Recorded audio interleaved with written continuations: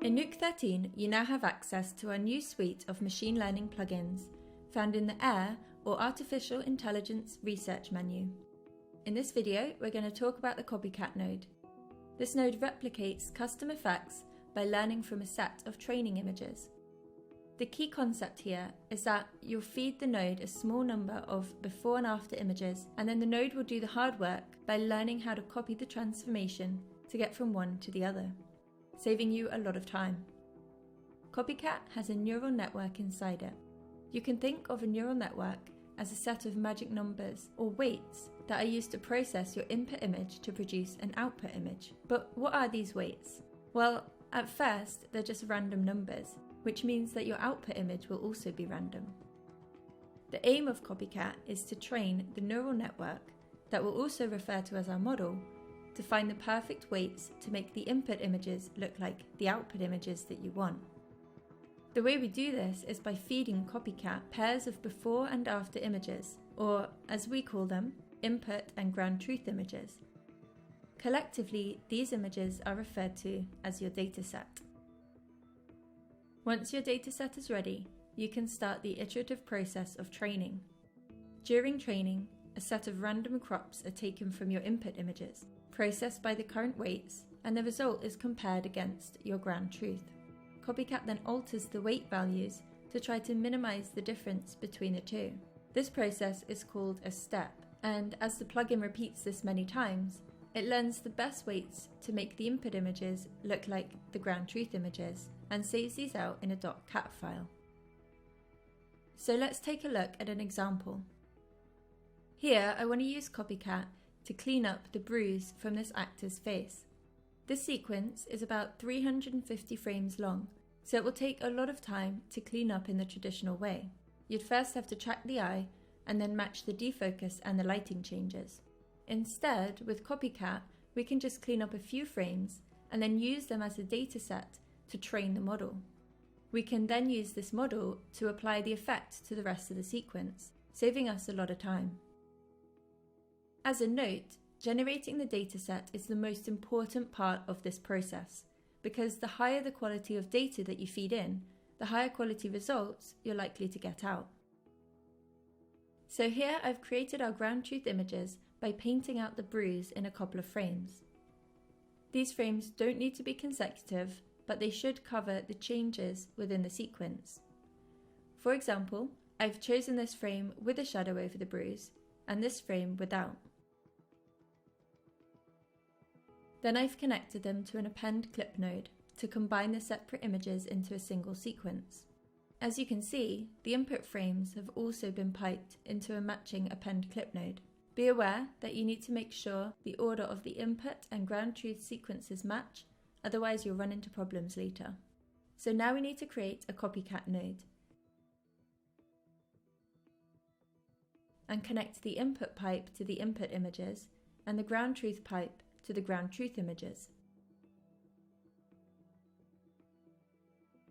And next, I'll set the location where the node will save the files it produces, including the cropped contact sheet, the cat files, and the training summaries. Now before starting the training, I'll set the epochs, which is how many times the CopyCat node goes through the dataset before stopping. And now we're ready to start training. But before that, I'm just going to show you a few more options.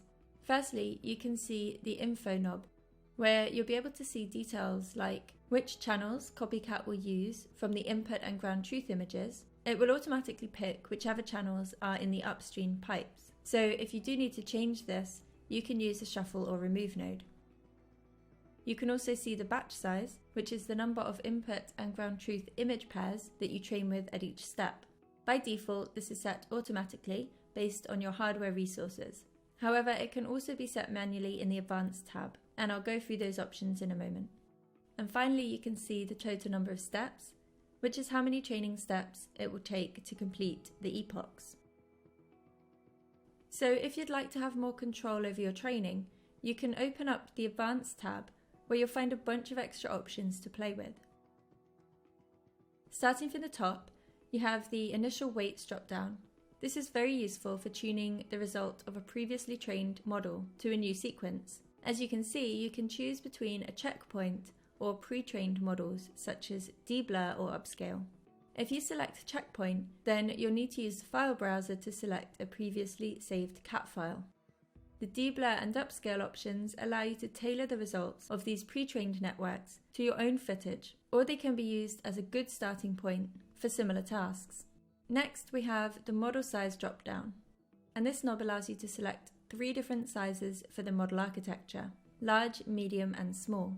The larger the model, the more complicated the tasks CopyCat can learn. However, it will take longer to train and use more GPU memory. So for this example, I'm going to select a large model. Next, you have the batch size, which, as I said earlier, is set to auto by default, but you can click and change it to manual and then enter the batch size that you want. Next, we have the crop size. This is the size of the random crops that are selected from each image at each step. While you may want to increase the crop size for high-resolution images, be aware that this will slow down the training and may make you run out of memory faster. Lastly, we have the checkpoint interval and the contact sheet interval, which allow you to set how often CopyCat saves CAT files and the contact sheets to the disk. So now that we've covered all the options, we can press Start Training. A progress bar will appear with the time to complete and the number of steps, and a contact sheet will be displayed in the viewer. This contact sheet shows 3 of the selected random crops that are fed to the model at a given step. From left to right, they show the input data, the ground truth data, and the output of the model. At the beginning, the output of the model will look like structured noise. However, over time, it will start looking more and more like the ground truth image. In CopyCat, we can also visualize how the training is performing in the Graph tab. And here we can see a graph that shows the loss as the training progresses. Generally, if you see a downward trend, you can assume that the training is going as expected. It's often useful to increase the smoothness to see the overall trend, as this will smooth over fluctuations in the values. And in order to see more detail when the loss gets very low, we can tick the log scale checkbox. I'm going to pause the video here and we'll pick it back up when the training is finished. So once your training is complete, or you've stopped it to check how it's performing, you can go back to the main tab and you'll see a Create Inference button is now available for you to click. This button creates an inference node pointing to the latest CAT file. And all you have to do is then plug it into the input sequence and take a look at your result. To speed up the rendering time, you can tick the Optimize for Speed and Memory checkbox. However, in some training, this may produce artifacts, so keep that in mind just in case you see some strange results. Alternatively, if you'd like to set up the inference node by yourself, all you need to do is create an inference node, navigate to your data directory folder and select the CAT file that you're happy with.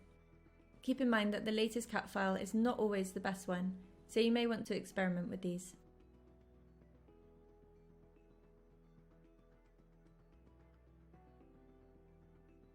Thanks for watching.